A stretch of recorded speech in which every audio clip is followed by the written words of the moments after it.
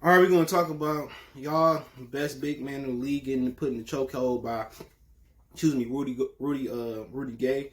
But first, to talk about Kyrie Irving. Basically, he was a no-show, no call, no show. That get you fired. And work in America for the Brooklyn Nets game last night. Let's talk about Kyrie first. But I appreciate everybody for checking in. Make sure you hit that subscribe button, bell icon button, share the video. Oh, it's that type of weather. But yeah, Kyrie basically. It was a report that came out that Kyrie chose not to go to the game because what happened at the Capitol building in D.C. with people charging in there. And Steve Nash said he hadn't heard from him. A lot of teammates said they hadn't heard from him. So basically, they thought Kyrie, was a no call, no show. And he dealing with personal issues. He hadn't communicated with the Brooklyn Nets. So remember last year when Kobe died, the next game they had, Kyrie Irving, he didn't play. Okay. And, now you're kind of getting deeper and deeper into the situation because it was a false rumor that came out. Somebody close to Kyrie said that he simply didn't want to play. And most people believe he don't want to play without Kevin Durant. Now, if you don't know what happened to Kevin Durant came into close contact with somebody with the the COVID. So he had to sit out for 10 games, okay? So most people just thought Kyrie don't want to play without Kevin Durant. But basically, it came out that Kyrie was basically mad at what happened at the Capitol building and how they was allowed to storm the Capitol building and wasn't no real, harsh consequences like they did with Black Lives Matters. And remember in Brooklyn too, they was kind of doing a peaceful protest. And I did a video on some of the, congressmen or some of the local officials got pepper sprayed. Okay? And they got, when it got dark, they got aggressive with them.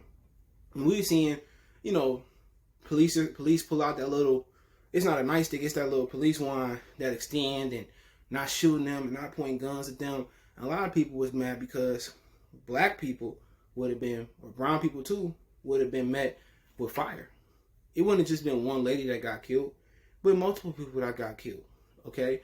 But I'm not surprised. I've been living in this country for my whole life, almost going on 33 years. And personally, I'm not surprised. I've been seeing equality. You see Rodney King. You see all these things that's going on. That's not new. This is America. Donald Trump just pulled the rag top, or just pulled the towel off the car. We know what America is. It's built on bigotry. Donald Trump just reminded people with MAGA that that's what it's about. A lot of people didn't believe it still exists. You go ask people, and they didn't think racism exists. You ask kids, they don't think racism exists. And this kind of brought people back to reality. Like, we still got a long way to go. What Ice Cube say? Y'all ran 100 miles, but you still got one to go. We probably got 1 billion miles to go. But it's starting to turn. We see states like Texas starting to turn blue. States like Georgia turning blue. It's starting to turn. And what you get out of that, you're getting a lot of people from the east and the north. When I was down there in Georgia, there was a ton of people that migrated down to Georgia. A lot of people I know from Detroit that went down to Georgia and Texas. They went down there. And they did their thing. And now when you see all these of these jobs going down south, a lot of people from the east going down south and they still got, Democratic views. Okay? So now you're getting a lot of Democrats migrating, you're getting a lot of people that's kind of falling into poverty because they want to eliminate middle class. They don't want that class between poverty and rich. It's either you're rich or you're poor. And that's what like a Benz or a Lexus represent. Cadillac is, you can be here and get a Cadillac, and you can be here and get a Cadillac, and you can be super rich and get the best Cadillac. Benz and Lexus, either you in the class or you're not in the class. Plain and simple. Either you getting the Benz, you getting money, or you're not. And with the Cadillac, it's, we got broke, poor, wealthy, super wealthy. That's how they got layers. And they don't want layers. They don't want society to be a Cadillac. They want it to be, you either got it or you don't got it. And now you're seeing people that's falling out of middle class into poverty. Now they starting to vote blue. Now they got Democratic poverty issues. And this is a critical moment in this country that Joe Biden and these Senate and House is starting to turn blue. Now people want to see results. If they don't deliver to people's expectations, to their satisfactions, then it's going to turn red again and people just going to stop voting altogether. That's just what it's going to boil down to. So when you look at this Kyrie situation, I get it. But still, you have to communicate.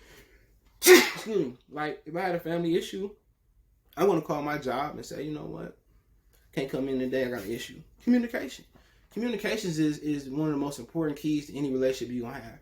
Employee relationship, management, employee relationship, family, father, son, daughter, wife, niece relationship. Communication is key. And Kyrie, he should be fine because he didn't communicate. This ain't no time to have a silent protest. This is time to kind of say, yeah, this is going on.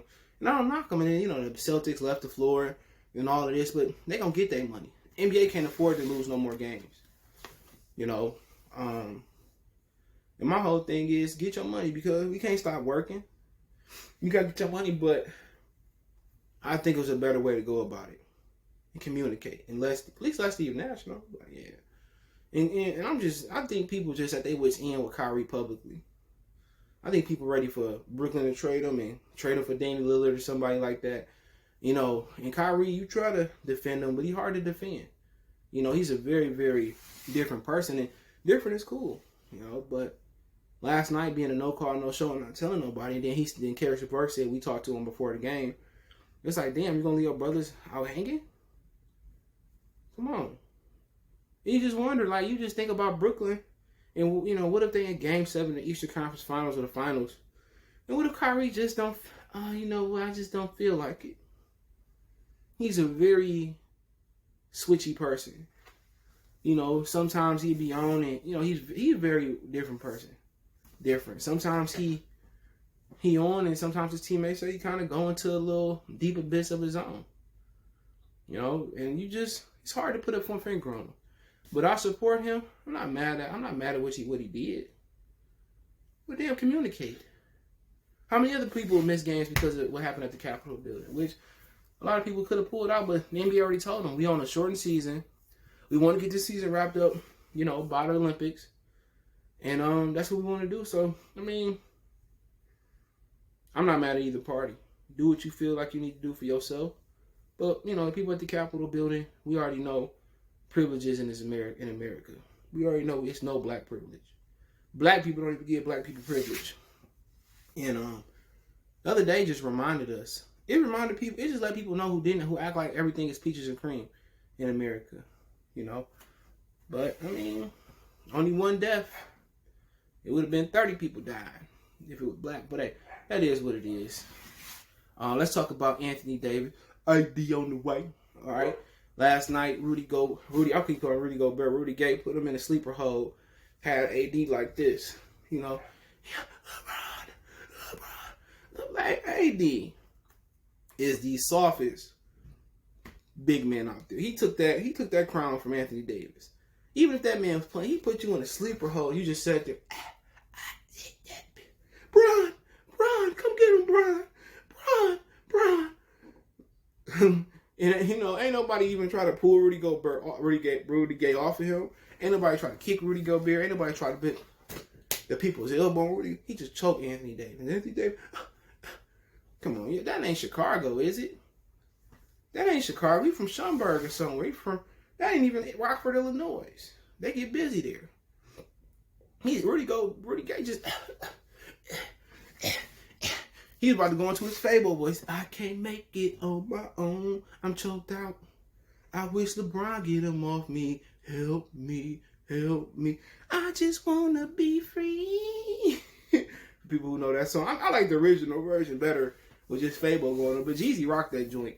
But yeah, I can't make it up. And ain't nobody help Anthony Davis. He's just sitting there getting choked like a little business. Come on. He can't be top 5, top 10, top 20 dead or alive. You think C. Webb let that happen? You think David Robinson let that happen? You think LeBron let that happen? Come on, man. Michael Jordan was trying to choke Reggie Miller. And Anthony Davis out here getting choked out. But y'all remember Kobe got pieced up by Chris Childs. And then military brat Reggie Miller put Kobe Bryant in that bear hook, almost broke his back. You got to watch out for them military brats. You know what I'm saying? They know it. Some of them motherfuckers know a few things. But hey, I think I'm the way. Come on, man. He got choked out, man. But hey, let me know what you guys think about Anthony Davis getting choked out. Let me know what you guys think about Kyrie being a no call, no show for the Brooklyn Nets game and not expected to play in Memphis neither. With personal issues, don't forget, check out our NBA Talk playlist for more videos like this. Don't forget me on Facebook, Instagram, Twitter. You can reach out anytime if you have a business question, inquiry, sponsorship, video request. All my social media links in the description. Faster way to reach me is Twitter, then Facebook, then Instagram. We also got a Facebook group. Want to make a financial donation? Cash App CJ Good 313. That's in the description. PayPal link in the description. One time for the one time we got.